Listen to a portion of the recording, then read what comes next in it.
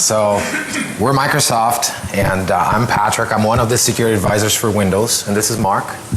Hi, I'm Mark Simos. I'm a solutions architect, and I mostly help customers defending against pass the hash and similar attacks. And I'm with Trustworthy Computing Group. So we're going to talk to you guys about the problem, the way we see it. We're just going to do an overview here of some of the work that we've done on the review. I'm assuming most people are familiar with pass the hash attacks, or at least the concept. Is anyone not familiar with it? I guess we won't get any hands here at Black Hat on that. But we're going to do an overview so we level set. So basically we're going to show you the problem as we see it, and we're going to walk through just a simple attack scenario, and then we're going to go over a review. We published a white paper last year that had some information on pass the hash. Has anybody had a chance to read? How many people read the white paper? So we got a few hands. So we're going to go briefly over. This talk is not about the white paper. We will cover some of the things that were included in the white paper. There are some mitigations in there that are important. Some of the concepts that we put or published on that document is still relevant. So we're going to step through briefly on the review section, and then we're going to jump into platform updates. We're going to go over some new things we've introduced in Windows 8.1 and 2012 R2. And some of this functionality can also be used to mitigate pass the hash. So we're going to walk you through some of the new things that have been introduced. We'll present the concepts, and then we'll take a look at a quick demo to see exactly what we've done under the hood. And at last, we'll cover some next steps and where we're going with this. We formed a work group last year. We released a white paper documenting some initial basic steps that we believe are practical and most organizations could do. We didn't advise anyone to go and re-architect everything or implement anything dramatic. It was really simple mitigations. But the work group will continue. We will continue, as always, trying to improve the platform. So let's go over to the problem. Mark will cover this problem scenario for us. Okay. And this is a example scenario of how we typically see pass the hash conducted in the field and what we typically observe. And so we're going to kind of just go over that just to do a very quick level set. Ultimately, pass the hash is not an initial compromise. It's not what causes the original box to be popped. So that has to happen, and the attacker has to have control of a domain member to be able to start pass the hash in most circumstances. There's a few exceptions, but they do have to have admin or system level control. So in this case, it's a phishing attack, and one of the users clicks on it, and they have lost control of that box. The attacker is now sharing control of the box. And then typically what the attacker does is they steal a number of different credentials. Some are the LSAS credentials in memory. Some are, the other ones that are available are the local SAM database, the NT hashes, and also any other safe passwords such as the machine account password, services that are starting on that computer. There's a number of different passwords that can be stolen, or credentials rather. And then the attacker then typically takes those credentials and compromises additional machines. And in this case, they found a machine where a domain admin had logged in. And so they've gotten a set of credentials for the domain admin. At that point, they are sharing control of the domain admin account with the legitimate domain admin, because they both have credentials to log into it. And sharing control of a domain admin account means you're sharing control of the domain and all of the resources that are joined to it, including workstations and servers that are member servers, and anything else that's Active Directory integrated that depends on Active Directory for its trust and security. And so that's the typical flow that we see in a lot of these attacks. It's not without exception, but that's typically what we see. So just to recap, some of the key things here I think that are important to point out is, first of all, when a workstation gets compromised, and let's say the local administrator account password hash gets used on a lateral movement, usually it's because the passwords are the same on those machines, right? So if you have an image that you deploy with the same local administrator account passwords, and that initial machine gets compromised, obviously those password hashes can be used to authenticate and perform lateral movement. Also, if there's privileged accounts on that machine, at that level that the attacker has obtained access, you can do just pretty much anything to obtain those credentials. So whatever's on that box, if it's captured, it can be reused. And I think this is important to keep that in mind as we walk through. So there's some facts that we have to keep in mind though. If we strip the creds out, take the CRADs, we run into a usability problem, right? Every time the user needs to do something, those CRADs are there for a single sign-on and to allow the machine to act on behalf of the user. Every time you go check email, you don't get prompted for a username and password box, and obviously that's why we're storing some of those CRADs in there. And we need credentials to be able for the system to perform on your behalf. The other thing is we have to keep in mind it doesn't matter what we do to the platform, credentials can still be stolen. In a way that if you log in to a compromised computer or you hand those credentials away, whether they're your own or a privileged credential, there's little that we can do with that respect. So it's really a process and technology problem, and that's what we want to highlight. And obviously our focus here to discuss down with platforms updates to see how we can facilitate that and provide you the means to make that more resilient. So let's go over a review of some of the work that we published. For the ones that read the white paper, this will be familiar. For the ones that haven't, we're not going to cover in great detail some of these mitigations, so please take a look at the white paper. We have some references at the end, and we have some reference documentation that we are going to leave with the slides, and then when it's posted, we can go and get that information. So back to the attack scenario that we just covered, the first thing is to protect those privileged accounts. So we've published step by step on guidelines that we believe would be simple enough that anyone could deploy on their infrastructure. And the idea there is that to prevent, or at least to reduce significantly that attack surface for those privileged accounts, right? I mean, a lot of the times the challenge is really knowing where those accounts are and knowing where they're authenticating to. And obviously if there's no control of where they are, and we assume a certain level of compromise, it becomes really problematic, right? Because then it's a matter of time. Also, if we combine that with images having the same password, it becomes really trivial for an attacker to compromise an infrastructure because they increase their attack surface if they haven't already compromised a machine that has those privileged accounts.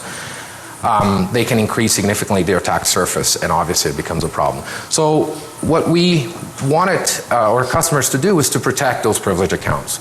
We got some feedback that maybe this mitigation was too simple, but based on what we've seen through consulting services and through our own experience is that some of these practices are not even commonly deployed. So there's environments become really interconnected, so obviously from an availability standpoint, you end up using privileged accounts to do certain things and machines get compromised. And obviously the attacker is able to elevate its privileges. So we want to protect those accounts. Really that's what it is, and that's what we're trying to cover here. The second thing was to take care of those local accounts. We've seen a number of incidents, like we covered on the attack that accounts share the same username or the same password, and therefore they have the same hash because the hash is not salted. And obviously the hash can be passed and it can be used for authenticated just like plain text passwords. So we want to make sure that those accounts have unique passwords. And we can't do that on the platform managing those local accounts, or we couldn't in the past. But we want to make sure that those accounts are properly handled. So you can deny network logon for authentication for local accounts, and we provided the means to do that. You can randomize those passwords. There's a number of things that you can do.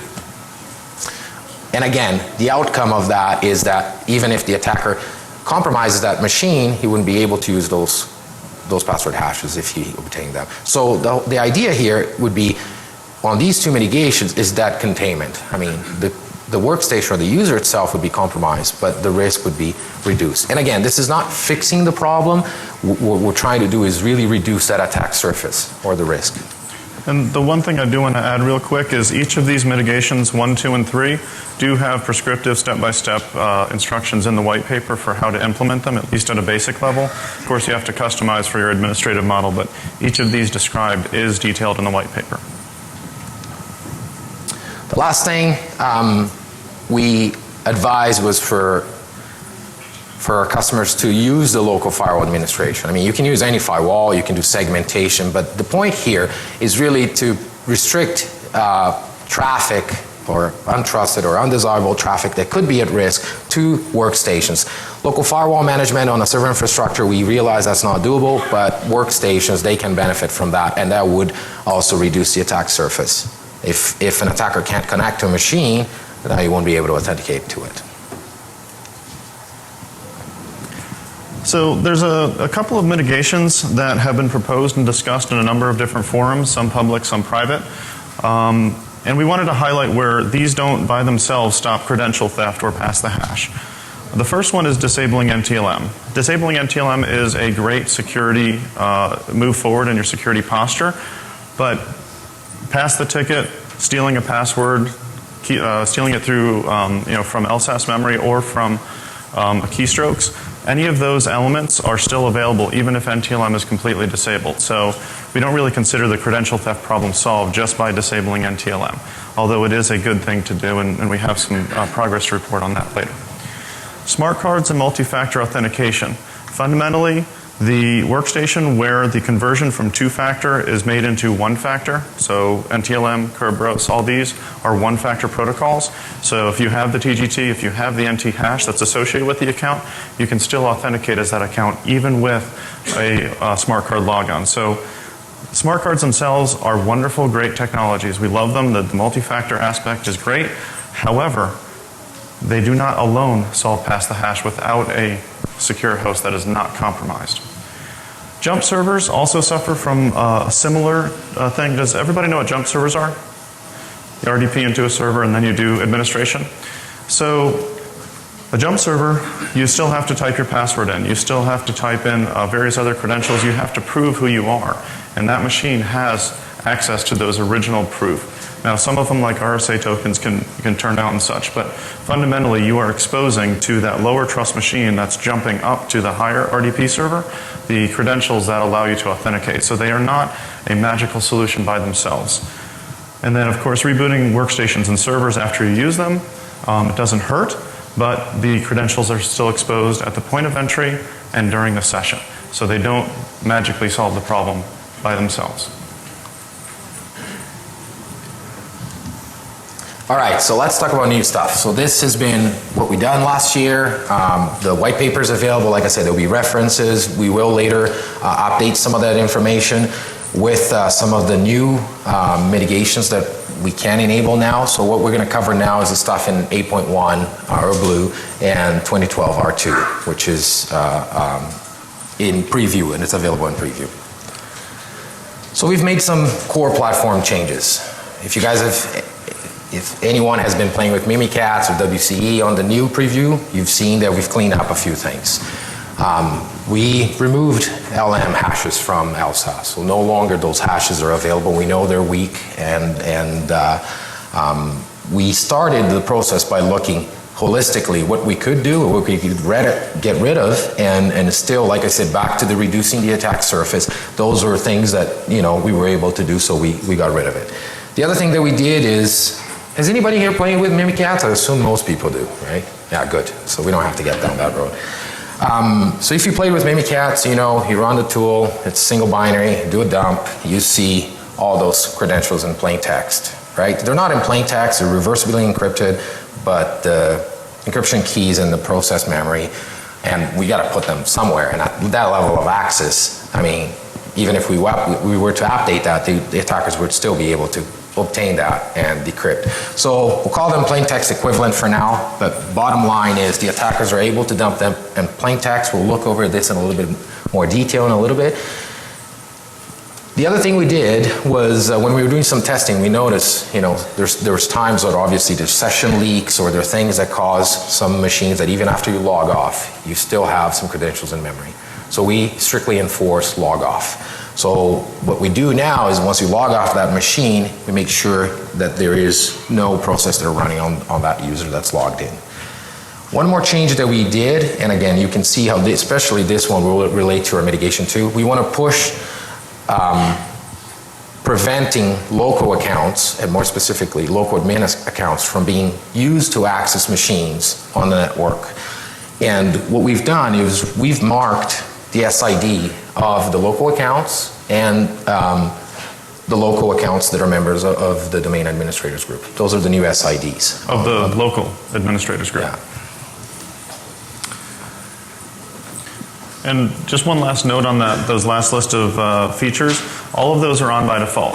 You don't have to do anything. You don't have to configure anything. Those are just default behavior changes in the platform.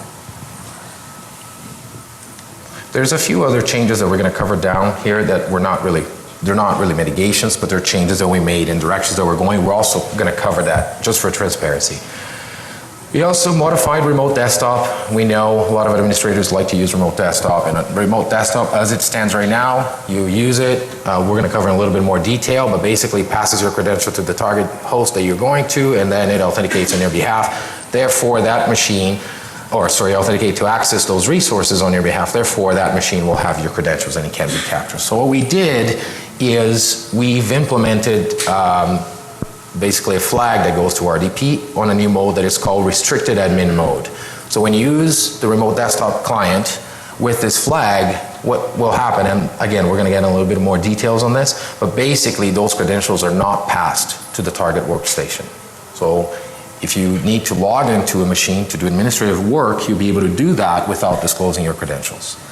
And that includes any type of target, whether it's an RDP to a server or to a workstation. So anything that you RDP to, you can do it, authenticate to it, but not provide credentials on that far end.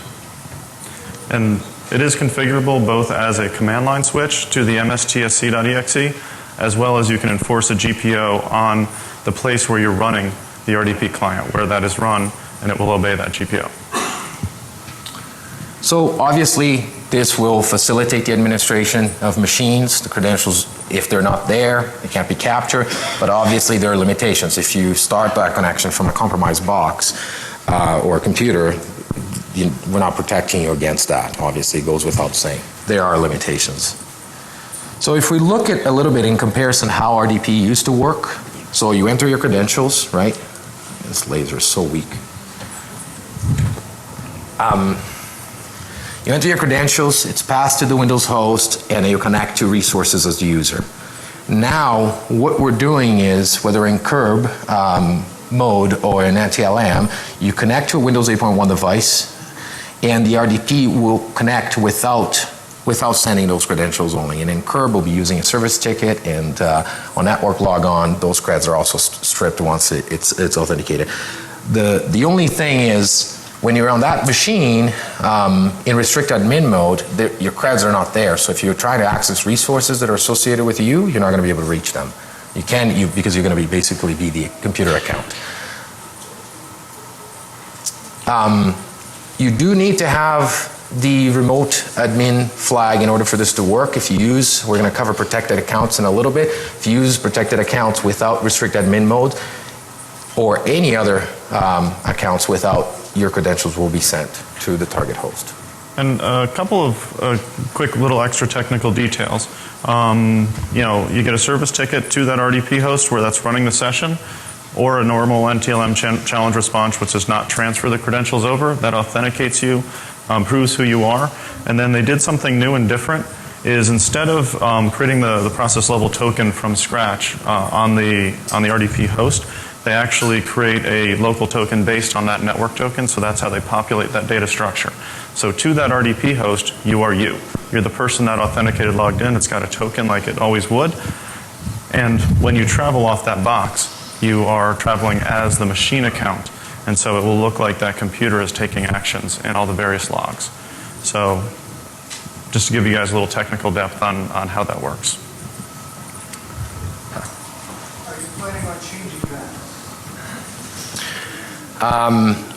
The question is, are we planning on changing that? We just implemented this functionality, right?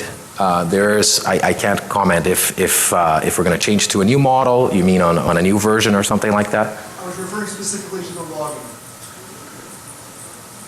You're having users take actions in the machine account. That makes it really hard to audit. Correct. And that's actually a good question. We understand that. The thing is, if that machine is compromised already, right? I mean, you can use the computer account if it's locked. Now, the way RDP in restricted admin mode is set up to is strictly for that administration of that machine without the resources on behalf of the user. So a short answer is there is no plans on changing that at the moment. So only use the restricted admin when you're trying to deal with remediating the box, not as a standard operating procedure. Anytime you need to administer only that box and support, whether it's the workstation or the server, and you don't trust it fully and you don't want to expose your credentials to it, it is extremely well suited for that scenario. It is not necessary. It is not the default. It is something you have to explicitly set a GPO on your help desk workstations, or you have to explicitly do /restricted admin.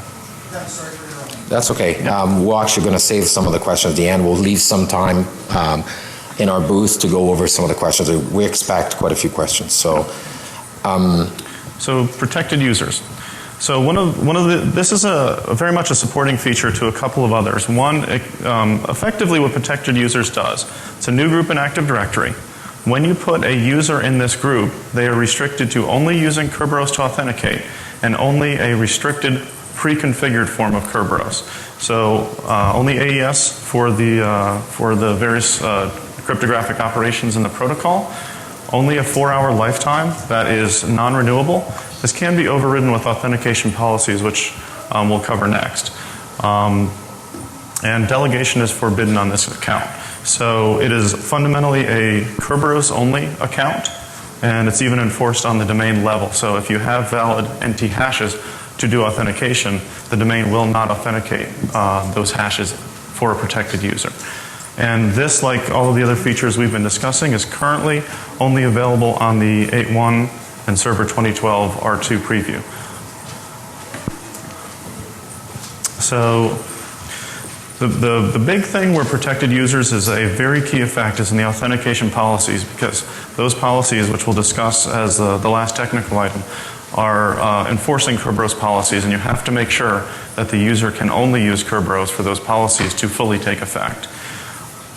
It does not prevent someone from interactively signing onto a host, exposing their credentials there, and it's Kerberos only. It does not fall back on NTLM.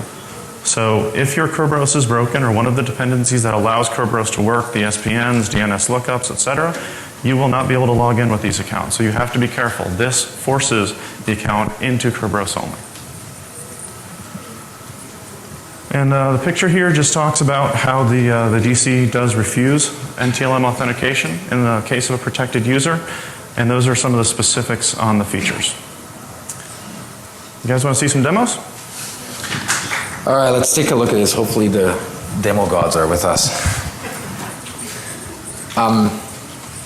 So what I have here is a Win 8.1 client, blue, attached to a 2012 R2 domain, as well as a Win 8 client. So that would represent anything prior to 8.1. And the first thing we're going to do is get my desktop to work.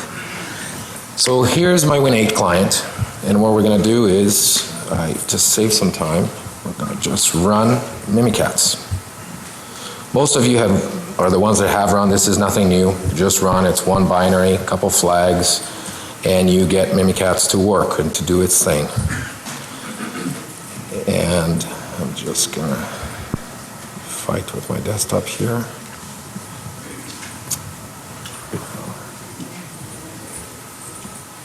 There we go. All right, so I ran Mimikatz on my Win 8 client. So this is currently what happens on all current shipping platforms. And on this case, just to save some time, I had a session with my local admin in here, and I had a domain user, which is represented in here. And as you see, here's your user account, here's your domain. I mean, domain, the user is just user, domain is domain, and the local admin is local_admin. And here's your password for TS package, here's your password for wdigest, and here's your password for Kerberos authentication. Also, if we look at, so we got your local admin, or this is another session. I started this just to save a little bit of time. Here's the same thing, password, hashes. We got our ALM hash, your NT hash, and again, the same series of passwords. Now I'm going to switch over to blue and do the exact same thing.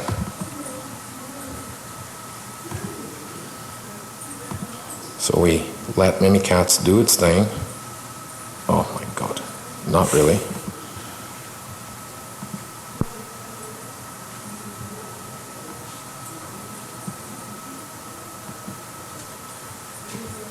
Oh my, there you go.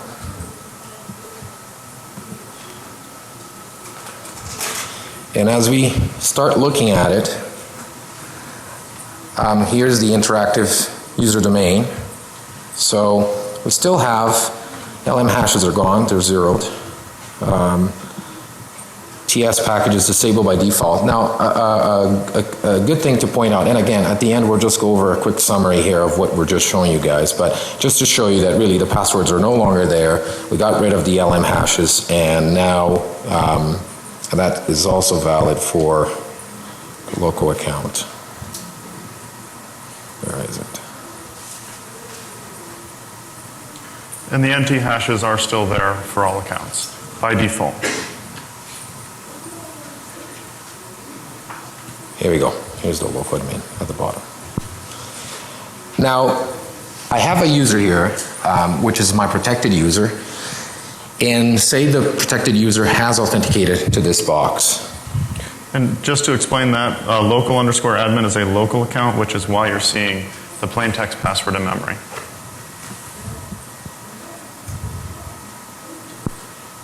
So, my p-admin user, as you see, it's set up and joined to the protected users group, and I have previous login here again just to save us time, and as you see, this is what you get. No creds. And obviously no creds, they can't be stolen. So I think the protected admin group, just gonna... And the protected admin kicks off two protections when you put a user in there. On the DC level, it refuses the authentication from the down level protocols, and then on each individual client that they log into, the up level clients that behave this way, it does not cache any of the credentials. It will be there for the first use because it has to authenticate the user, it's exposed to that machine, but it does not keep or cache any of them for the user session. And here you can see the curb ticket for the user that's logged in. It does have a TGT, but no other cache credentials. All right, so now what we're going to look at, I mean, I'm going to be using my DC here, but obviously this is not a good idea for administration. And what I'm going to do is I'm going to log in to my Windows Blue as the p-admin with restricted admin mode. And you notice that he didn't get prompted for credentials. Actually, before I do that, I'm just going to cancel that. In the restricted Quickly. admin mode, it uses the There's too authentication many accounts there. of the session that you're in to log you in to that remote target. So I could have logged out of, sign out of each one of them, but this will be quicker. I can show you.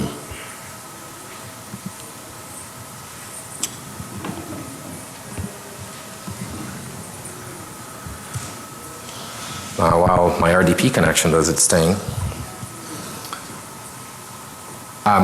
What we're doing here is just RDPing using the restricted flag as well as a protected user account. So in that case, user can't log with NTLM.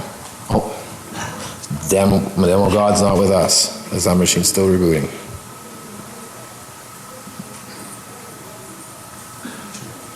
No.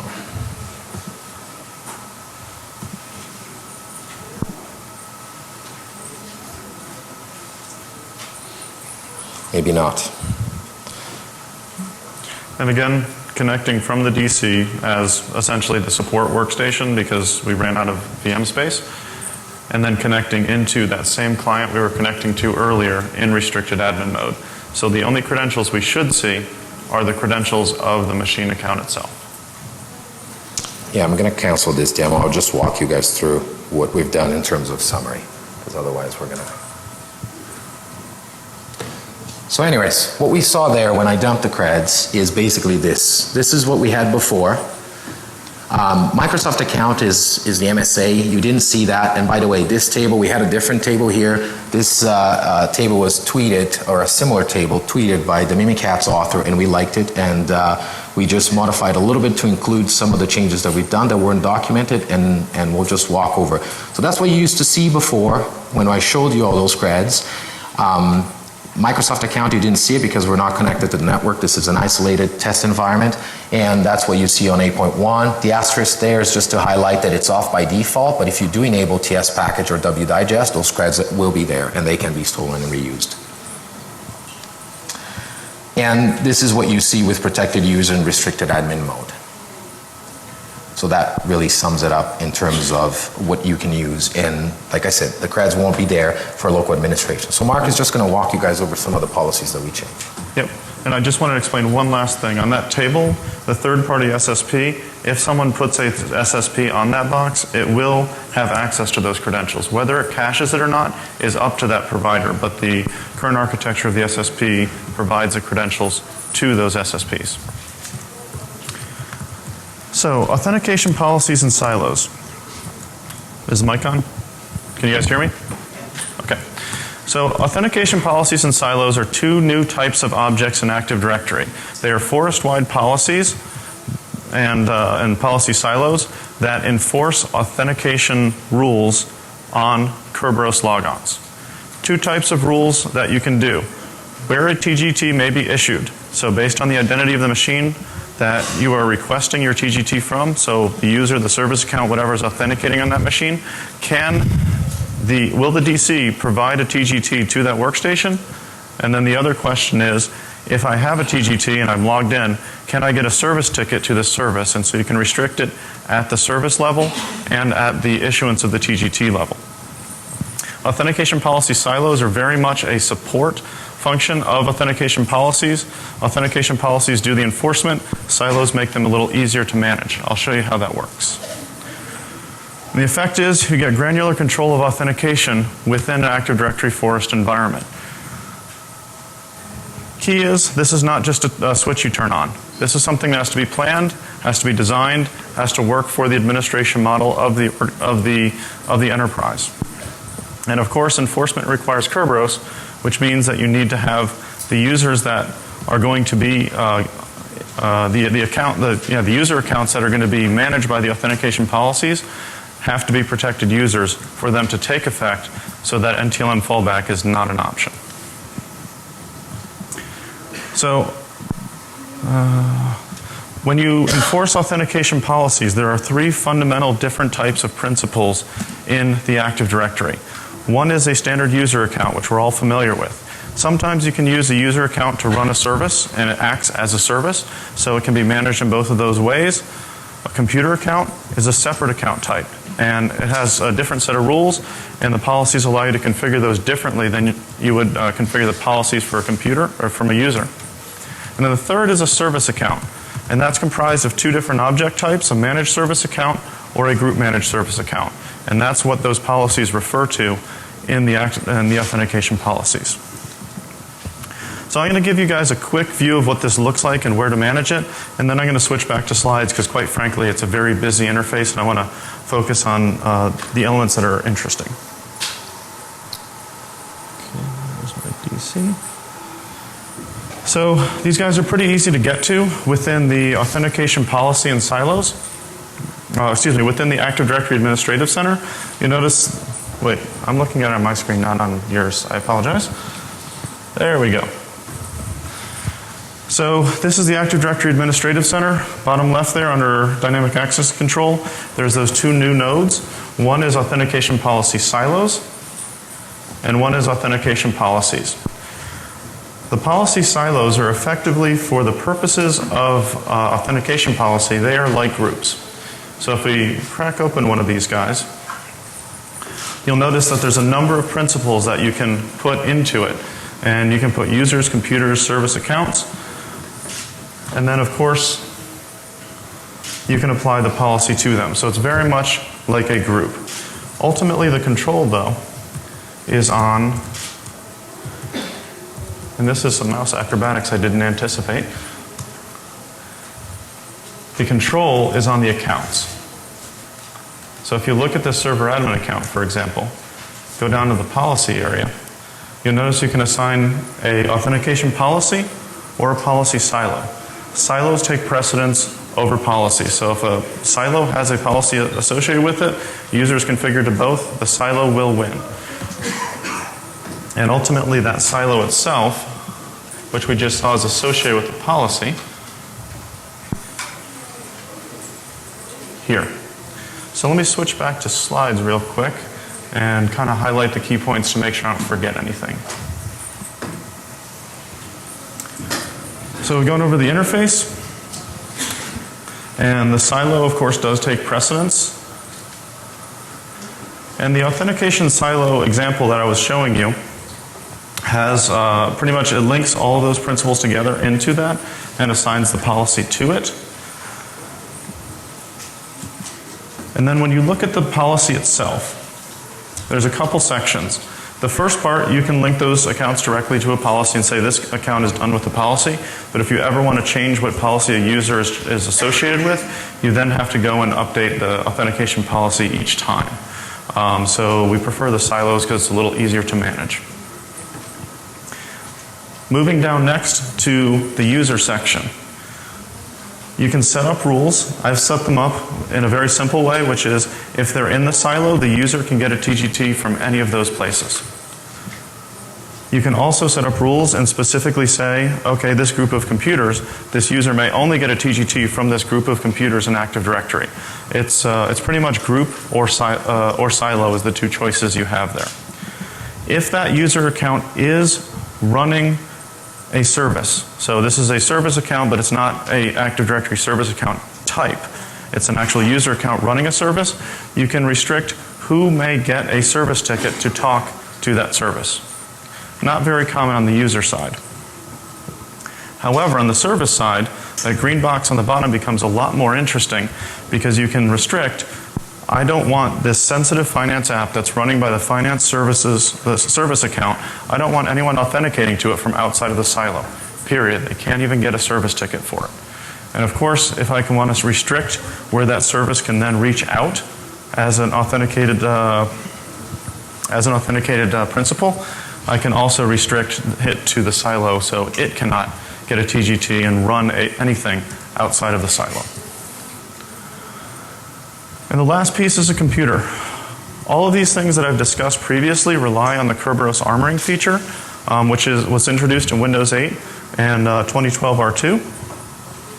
And effectively, the Kerberos armoring feature lets us know where that authentication is happening from because we authenticate who the computer is and then we build on that and get a TGT for either the service or the user account.